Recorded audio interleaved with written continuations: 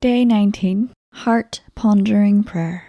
Are you ready for your consecration to Mary? If not, then get ready. As I said in the beginning, after consecration day, everything changes.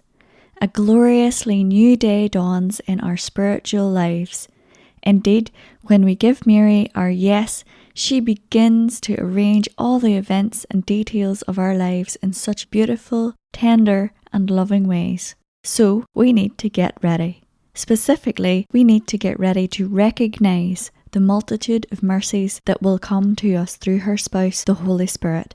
Oftentimes, we don't recognize the many gifts that God pours out to us in our daily lives. What we do recognize are daily annoyances, burdens, difficulties, and inconveniences.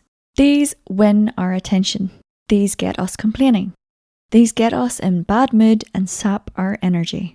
Wouldn't it be a tragedy if, after we started receiving even more gifts and graces through our consecration, we didn't change this negative attitude? Yes, it would be. So we need to get ready, and Mother Teresa will help us.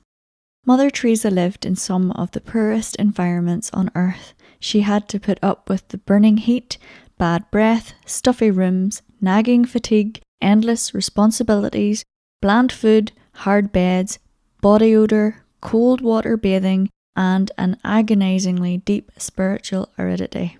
Yet, despite all this, she radiated joy. She smiled.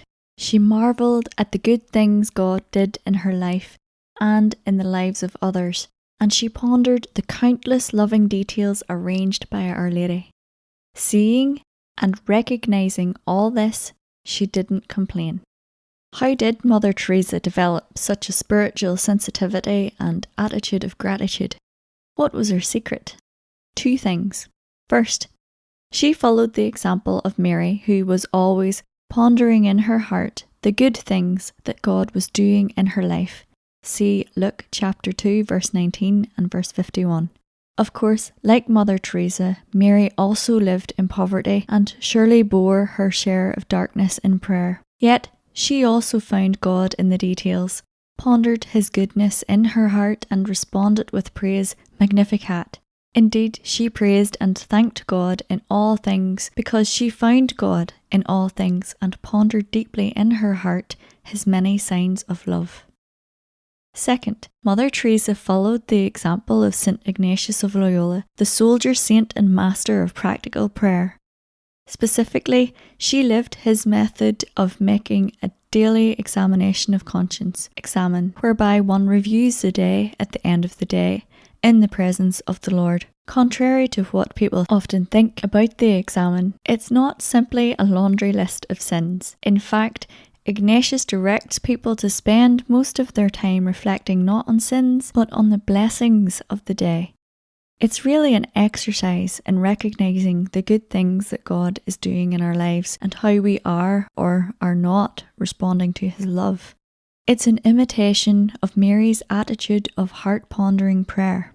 To learn a method of making the examen, see endnote 73.